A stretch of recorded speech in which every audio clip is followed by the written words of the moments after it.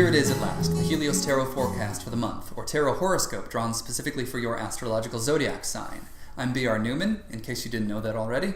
Check out my website, iamhelios.com, through the link below, and consider everything that I have to offer there. Consider signing up to receive any number of the personal readings that I offer, or consider signing up to take a course. The choice is yours. There's a lot to explore there. Also consider checking out Annie Botticelli's Storyteller Forecasts to see the astrological side of everything you're going to see here. It's fascinating, I promise. So, okay, I guess we'll just jump right into it. Okay, Virgo, here is your 5-card tarot spread for the month. This is a kind of condensed Golden Dawn spread, which uses 15 cards, but in this case we're using 5 to the same effect.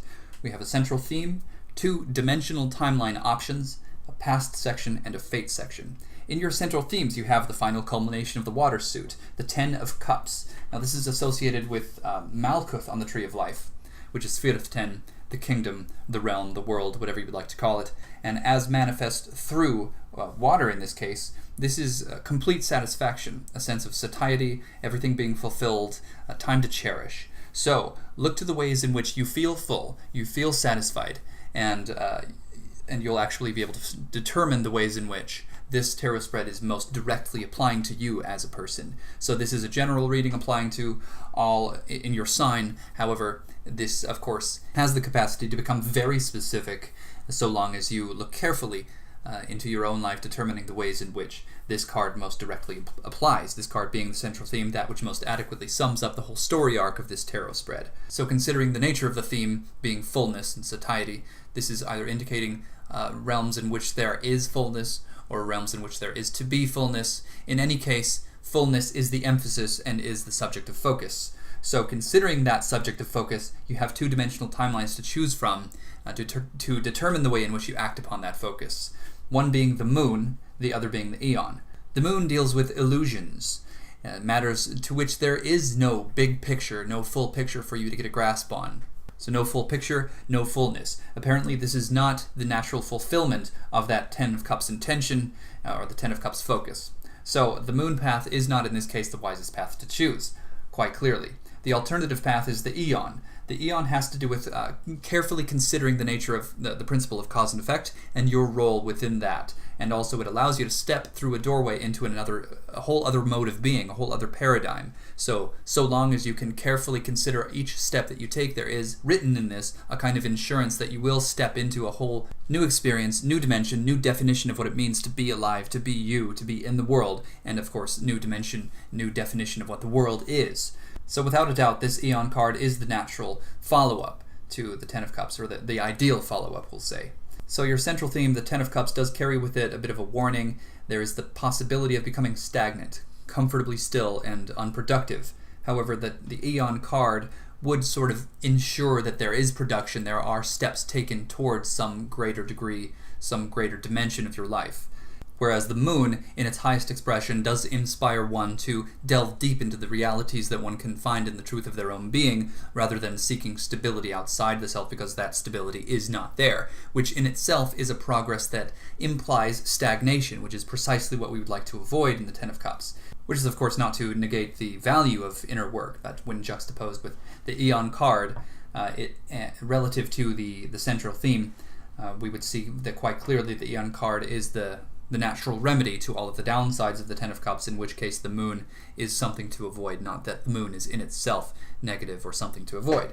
Okay, and this is all inspired by your past section here, which is the Princess of Cups. All of these 16 court cards in tarot correspond to the 16 Myers-Briggs personality profiles. Not everyone is aware of this connection, though the connection is really obvious.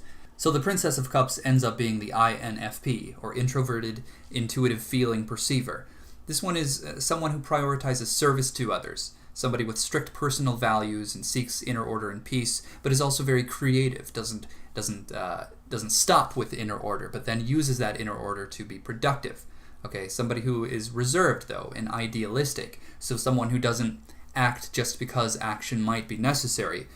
Somebody who acts only if that action is of service, or would work to ensure the inevitable emergence of an end result that serves the collective vision.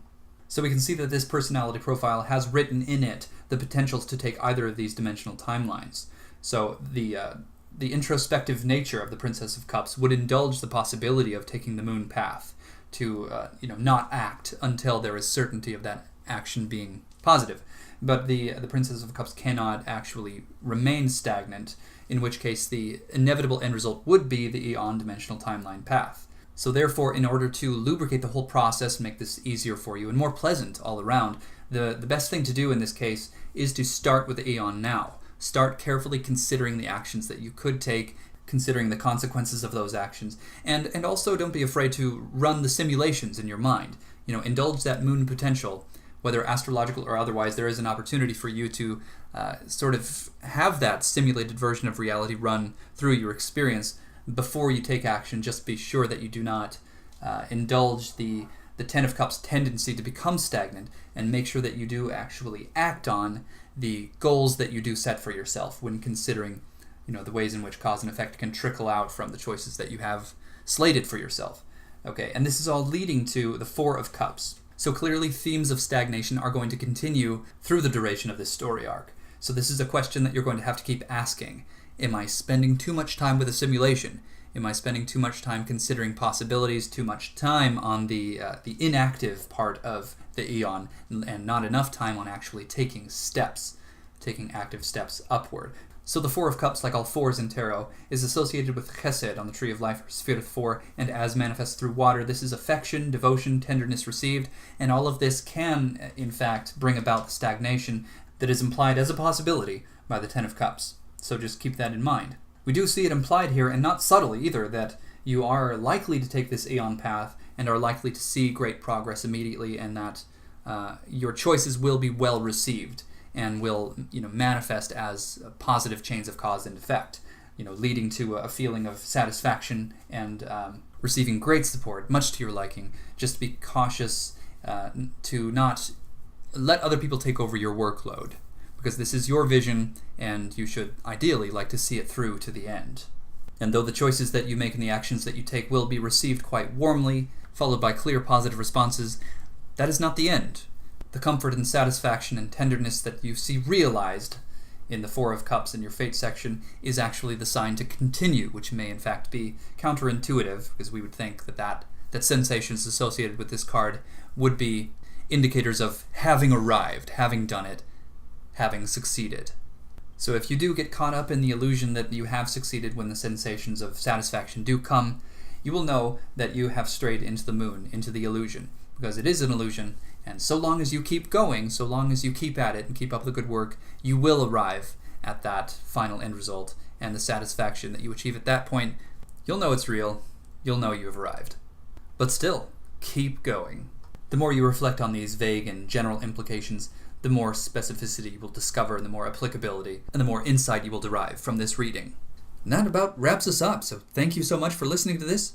Check out my website at the link below, IamHelios.com. Consider everything that I have to offer there. I'm offering readings right now. We can go so much deeper, take this so much further, taking a vast wellspring of resources into account. Of course, astrology and tarot, the I Ching, the Kabbalah, and cutting-edge science. There's so much to consider, and you can take this so far and do so much with it. So I'll leave you to it. Thank you so much.